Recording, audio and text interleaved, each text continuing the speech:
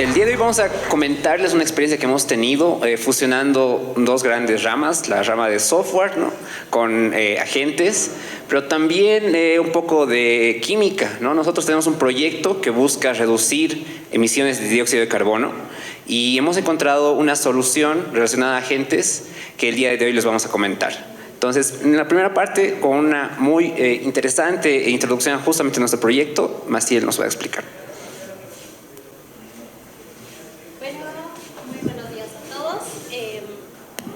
Muy buenos días a todos. Vamos a empezar con algunos conceptos. Ciudades con smog, lluvias cada vez más intensas, veranos más calientes. Aunque no lo vemos, el dióxido de carbono está ahí y es una gran parte, es un gran causante de todos estos efectos, provocando un planeta cada vez más y más caliente. Entonces, por esto hay que buscar soluciones. Y las soluciones tienen que ser urgentes, tienen que ser rápidas. Y entre eso, nosotros pensamos en capturar el dióxido de carbono. Esta no es una idea nueva. De hecho, los árboles ya lo hacen. Capturan el dióxido de carbono y lo convierten en oxígeno. Sin embargo, el crecimiento rápido de las ciudades evita que esto se haga efectivamente, porque vamos deforestando y las industrias van creciendo cada día y cada día más. Entonces, es por esto que ideamos realizar un filtro. Este filtro agarraría el aire contaminado y nos devolvería aire limpio, capturando el dióxido de carbono para usarlo en otras aplicaciones, porque el dióxido de carbono sí tiene aplicaciones, no solo es un contaminante. Este filtro estaría en base a un proceso químico que se llama adsorción. Entonces, bueno, no sé si alguna vez han probado un bubble tea, pero el bubble tea tiene un sorbete grueso. Entonces, imaginen por un momento que soplan a través de eso y van a ver que el aire pasa casi como si nada. Sin embargo, ahora imaginen soplar a través de un sorbete normal, más delgado, más largo. Tienen que aplicar más fuerza para que el aire pueda pasar a través de él. Entonces, este es un concepto que nosotros manejamos para realizar nuestro filtro, que es como un tubo, como un sorbete. Otro concepto es, a veces el aire puede pasar suave con una dirección como si fuera una brisa. A esto nosotros le llamamos el régimen laminar. Pero a veces cuando soplamos muy fuerte, el aire no tiene dirección, es muy caótico, y a esto nosotros le llamamos régimen turbulento. Nuestra columna, nuestro tubo, es parecido a esto. Está lleno de bolitas que nosotros le llamamos zeolitas. Este es el corazón prácticamente del filtro, ya que estas zeolitas, que es el adsorbente, a estas zeolitas se adhieren las partículas de dióxido de carbono. Se van adhiriendo a ellas, a su superficie, y así es como nosotros capturamos el dióxido de carbono. Ahora, imaginen que si pasar directamente solamente a través de un tubo es difícil. Imaginen que ese tubo está lleno de esas bolitas llamadas zeolitas. Entonces el aire tiene que esquivar todos esos, encontrando espacios libres para poder pasar.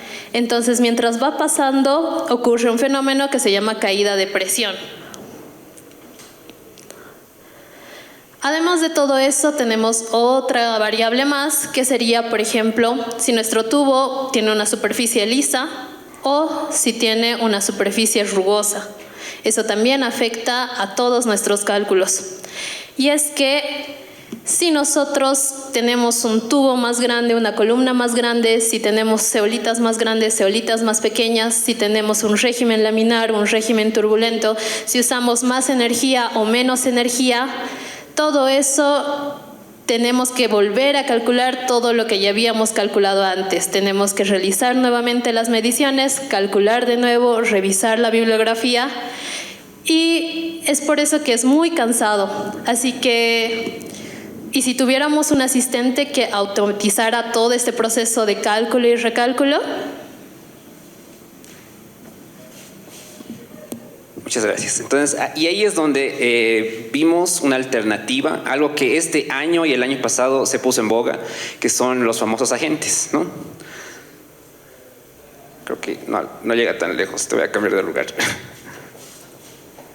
Entonces, ¿pero qué es un agente inteligente? Empezamos a buscar nosotros una solución que nos permite ahorrar el recálculo, ¿no? Entonces encontramos que un agente inteligente puede entender, puede razonar, puede actuar, se puede implementar en varias plataformas, y yéndonos un poco más a la parte técnica, puede consultar a APIs, ¿no? Puede ejecutar tareas en específico y en algunos casos tomar incluso decisiones en base a datos reales, ¿no? Este es el entorno, en un momento les voy a comentar, que es N8N, que puede conectarse, como decíamos, ¿no? Incluso a base de datos, a datos públicos y todo esto. Y empezamos a investigar más a fondo. Entonces, los agentes de hoy en día, ¿en qué se usan, no? Actualmente los agentes se pueden usar en, por ejemplo, atención al cliente, cosas rutinarias que las personas actualmente trabajan todavía, pero en un futuro muy cercano tal vez ya no, ¿no?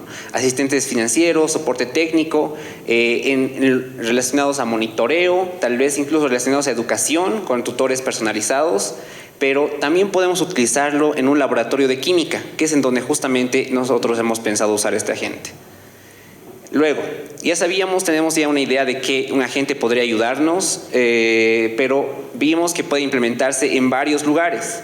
Los más famosos, si googleamos dónde implementarlo, es N8N y LangChain. Actualmente, incluso cada uno de los proveedores de inteligencia artificial tiene sus propios entornos donde se puede implementar esto, pero por lo menos en el momento que nosotros hemos implementado, teníamos estas alternativas y hemos empezado a comparar, ¿no? N8N, si bien es una muy buena alternativa para personas tal vez relacionadas un poco a no code, no necesitan codificar, son pequeños bloques que se van uniendo y se configuran. Son para flujos sencillos, pero tal vez no podemos darle un plus de razonamiento complejo como nosotros queríamos darle para nuestra tarea en específico. Y la otra es LangChain, ¿no? Que se puede hacer en Python, se puede hacer en JavaScript, permite sí razonamiento, memoria, pero sí tal vez tenía una curva de aprendizaje un poco más alta, ¿no? Entonces nosotros, más que todo porque necesitábamos hacer estos cálculos de ingeniería, escogimos LangGraph porque los cálculos de ingeniería se pueden hacer por detrás en Python. Entonces, esa es la razón, ¿no? Pero no solamente, más antes LangChain escogimos y una de sus herramientas internas es LangGraph, ¿no? Porque nosotros podemos hacer todo un flujo que nosotros ya lo hubiéramos pensado de qué tareas queríamos que haga. Por ejemplo, vamos a querer que haga cálculos, que es algo que les vamos a mostrar en un momento, porque tenemos unas ecuaciones propias de ingeniería química. Vamos a querer consultar a bases de datos que nosotros tengamos. No queremos que un LLM nos responda porque pueda comúnmente alucinar, sino queremos que darle una bibliografía específica de ingeniería y que a partir de esta nos responda, ¿no? Entonces, por eso que dentro de LangChain escogimos LangGraph para la implementación de nuestro agente. Pero ¿de dónde partimos además? Personalmente sí, en la primera parte de este año, como esto era un boom, yo estuve trabajando en una startup internacional que provee dispositivos IoT, ¿no? Y ahí es donde nos dieron la tarea de justamente irnos por esto, que podamos consultarle. En este caso vamos a usar un chat, se va a consultar a la gente mediante un chat de Telegram, se pueda dar por ejemplo, en este caso es una lista de dispositivos, nos responda, ubicación, que nos dé una ubicación, nos responda, entonces pueda consultar APIs, pero también nos responda con RAG, que es otra tecnología que en un momento les comento. Y la implementación, al final de la charla vamos a conversar un poco de ello con un pequeño demo. Pero ¿cómo lo implementamos? Teníamos ya la idea, teníamos LangChain, tenemos LangGraph por detrás. Entonces empezamos a buscar mucho más adentro en la justamente documentación. Este año ha salido un montón de tutoriales en cuanto a esto y hemos visto que para la metodología de implementación podemos usar algo que se llama triaje. Si ustedes alguna vez han ido tal vez a emergencias de un hospital, la primera persona que les atiende es una persona que, bueno, un lugar que se llama triaje, ¿no? Define dónde van a ir. Necesita un médico general, necesita un especialista, etcétera. Entonces, aquí, dentro de LangGraph, también hay lo que se llama triaje, ¿no? Vamos a clasificar intenciones. Queremos hacer un cálculo, queremos consultar a la base de datos vectorial, es decir, al PDF que tendríamos. Su pregunta no tiene nada que ver con lo que hago, entonces rechazamos. Queremos un poco más de información, ¿no? Entonces, va a realizar estas tareas de triaje. Va a realizar lo que es RAG, que nuevamente este año se ha puesto en boga y que es una metodología muy interesante que les voy a comentar también en un momento. Y en un futuro, no lo hicimos ahora, pero en un futuro sí puede tener cadenas de memoria, ¿no? Y en algunos casos conexión con APIs externas si fuese necesario. Pero ¿qué es triaje y cómo funciona, no? De triaje dentro de LangGraph va a ser un cerebro de decisiones. En un caso podría clasificar la intención de mensaje en categorías como localización, velocidad, en el caso de la que teníamos, que era de la startup que teníamos, pero en nuestro caso va a clasificar el cálculo y va a clasificar también lo que es la consulta a memoria, ¿no? En este caso ASK. Entonces vamos a tener un detector de intención, un parser semántico que es RAG y un ruteo al nodo correspondiente. Pero RAG, les había comentado hace un momento sobre RAG y es tal vez uno de los puntos más importantes y el que más hemos utilizado en laboratorio. ¿De qué trata RAG? Vamos a juntar modelos de lenguaje con recuperación de información. Entonces, vamos a tener, por ejemplo, un PDF, que sería nuestra base de datos externa, a través de un elemento un método que es chunking, es que lo vamos a subdividir nuestro PDF inicialmente en páginas y luego en grupos, por ejemplo, de 1000 palabras, que se van a llamar documentos, y que posteriormente, utilizando a un LLM, en nuestro caso hemos usado Gemini, que es el embedding model dentro de esta gráfica, se lo indexa dentro de una base de datos vectorial, ¿no? Es casi como sintetizar nuestro PDF de tal manera que el LLM pueda, y todo este proceso, pueda entenderlo más fácilmente. Una vez tengamos convertido un PDF en una base de datos vectorial, posteriormente puede ser utilizada por nuestro agente, ¿no? Vamos a hacer una consulta. La consulta se va a dar cuenta que tiene que ser una búsqueda semántica, porque el núcleo de todo lo que es RAG es que no busca palabras clave, no busca algunos elementos dentro del PDF, sino busca un concepto semántico, ¿no? Algo que tal vez es en lo que nos apoyamos en el LLM, que no solamente son puntos claves, sino es un concepto en general dentro de un documento. Se consulta la base de datos vectorial. Vamos a buscar en nuestro caso los 3 principales o los 3 puntos más cercanos a lo que estamos buscando y vamos a dar una respuesta. ¿Y cuáles han sido nuestros resultados, ¿no? Vamos a poder realizar consultas naturales desde Telegram, ¿no? Vamos a tener precisión porque vamos a poderle consultar sobre un aspecto, un elemento, una consulta química tal vez, de ingeniería como tal, y nos va a responder sin alucinar, va a ser muy preciso. Y también vamos a optimizar, no vamos a necesitar iterar, hacer cálculos de ingeniería constantemente, sino solamente con tener Telegram en nuestro celular ya vamos a poder consultar mucho más fácilmente. Y algunas aplicaciones adicionales, hoy día les vamos a presentar lo que es laboratorio, pero sí, como les había comentado, esto está en boga. El día de hoy el mercado para personas que saben hacer esto es muy grande, principalmente en startups que necesitan crecer muy rápidamente. Entonces, atención automatizada a clientes, por ejemplo, análisis de datos y predicciones sin código complejo, integración con APIs nacionales, puede ser, por ejemplo, Sí, no estoy muy seguro si tenemos APIs públicas en Bolivia de tráfico, pero por ejemplo en otros países, en Europa, el Estado provee una API para que puedan consultar en qué lugar se encuentran los buses, en qué lugar se encuentra el metro, etcétera, y en educación también, ¿no? Y gracias, pero vamos a tener una pequeña demo para mostrarles cómo está todo lo que les he comentado, pero ya viendo el código, ¿no? Espérenme un momentito, por favor. Ya. Para la prueba, tal vez una consulta, igual que nosotros nos hacíamos al principio, es dónde implementamos uno de estos agentes. Usualmente puede estar alojado, o nosotros lo hemos alojado en una máquina virtual de AWS. La mínima no necesita mucho procesamiento, pero sí nosotros para el demo de hoy día lo vamos a implementar dentro de un Google Colab, ¿no? Porque Google Colab ya nos provee justamente los recursos computacionales necesarios para hacer esto. Entonces vamos a clonar, el repo es público. Dentro del repo, si ustedes lo ven, les sugeriría que vayan a la rama que es justamente el PyDay 2025, que va a ser la demo que hagamos hoy día. Es necesario instalar algunas dependencias, porque vamos a usar, por ejemplo, el módulo de Telegram de Python. Vamos a usar LangGraph, como habíamos comentado. Y antes que me salte, estamos instalando las dependencias de LangChain con Google como tal. Vamos a usar PyPDF para leer el archivo PDF. Vamos a usar ChromaDB, que es quien nos va a ayudar a hacer la parte de la base de datos vectorizada.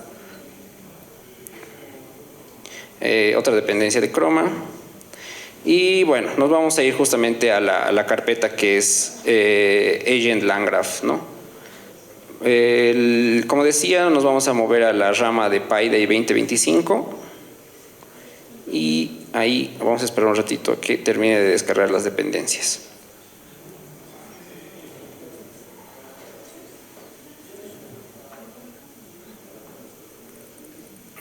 Todo está bien y ya.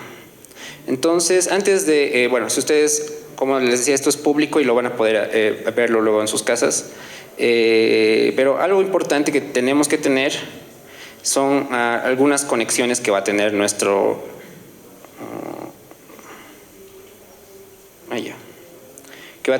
agente. Se tiene que conectar hacia Telegram, ¿no? Vamos a crear tenemos ya un tokencito para el API de Telegram, que igual les voy a explicar de qué trata todo esto. Y también tiene que conectarse con Gemini. Gemini se usa para la mayoría de las cosas aquí.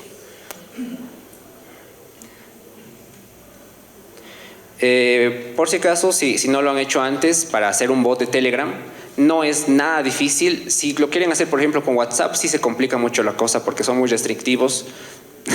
que son muy restrictivos con el uso de agentes, pero Telegram no. Entonces con Telegram ya, nuevamente, no sé por qué cuando comparto mi pantalla no puedo copiarlo, pero este es el token que se genera. ¿Cuál es el procedimiento para crear un bot en Telegram? Vamos a buscar en Telegram a un usuario que se llama botfather y le hacemos un comando que es /new_bot. Nos va a preguntar un par de cosas de qué nombre queremos que tenga nuestro bot. Nosotros le hemos puesto lab CO2bot. Queríamos colocar otro nombre, pero no estaba disponible. Y nos da este mensaje, ¿no? Y lo que nos da es un token para usarlo, que va a estar solamente disponible hoy día. Pero lo que tenemos que hacer con este token es irnos al archivo de variables de entorno de nuestro bot, copiarlo ahí, y también vamos a necesitar lo que es una API key de Gemini. ¿Por qué no ChatGPT? ¿Por qué no Cloud? Porque Gemini, por lo menos para las pruebas, nos permite un tier gratis. Usualmente ChatGPT sí es más preciso, pero sí tiene un costo, entiendo que es $5 para todas las pruebas que quieran, pero para hacerlo gratuitamente hemos usado el de Gemini. ¿Cómo se genera el de Gemini? Se van a Google AI Studio, ponen en Google, creo que Gemini API Key, les va a mandar uy, no se ve mucho, pero les va a mandar a esta interfaz. Arriba nos da la opción de crear una clave de API Obviamente les va a pedir loguearse con su cuenta de Google y se crean la API como tal y copian el token, ¿no? Entonces, con esos dos elementos ya tenemos conectados hacia Gemini, ya tenemos conectados a Telegram. Entonces, lo primero que tenemos que hacer es la ingesta de nuestro archivo de PDF, ¿no? Entonces, ahí creo que nos podemos ir por aquí. ¿Y cuál es el archivo de PDF que nosotros le vamos a dar? Es uno, por lo menos, a simple para... yo soy ingeniero electrónico, tampoco soy especialista en la parte de química, pero sí tengo que leerme mucho para justamente ser parte de este proyecto. Y aún así es un documento complejo de leer, tiene muchas características muy puntuales, pero es lo interesante de los LLMs, ¿no? Nos ayudan a comprender cosas difíciles. Entonces, lo que le hemos dado un extracto de un libro mucho más grande que es de 35 páginas. Tienen que tener cuidado si quieren hacer eso porque sí tiene que ver mucho con el procesamiento y la cantidad de memoria que usan si le dan un documento mucho más extenso. Entonces, le vamos a hacer preguntas acerca de justamente este PDF completo una vez esté entrenado, ¿no? Entonces, por ejemplo, aquí hay una parte de absorbentes. Está en inglés, le vamos a poder hacer consultas en español, esta otra parte importante. Entonces aquí hay, por ejemplo, una clasificación de absorbentes, le vamos a hacer consultas de eso en un momento. ¿Dónde está?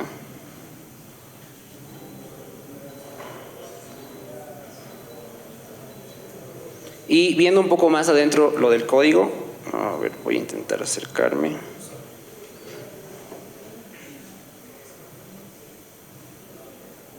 Que es este. De manera preliminar, el código se compone de tres grandes partes. Una parte es donde se conecta con Telegram, que es la que se llama bot.py, y se hace mediante el token que habíamos comentado. Hay un apartado de ingesta, que es tal vez el más importante, que es donde habíamos dicho eso, ¿no? Vamos a obtener documentos.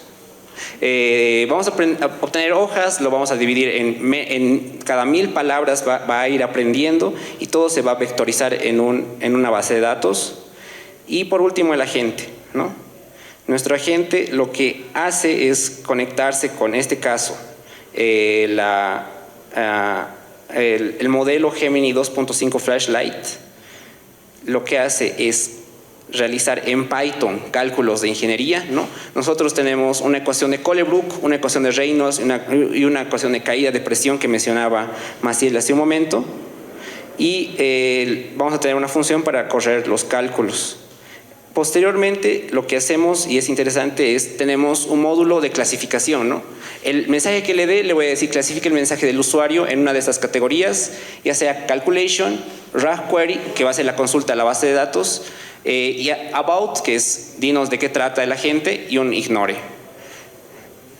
Tiene algunos, está fine-tuneado para que no alucine, eso es lo interesante. Y posteriormente lo que hacemos es puro, lo que se llama en LangGraph, que son handlers, ¿no?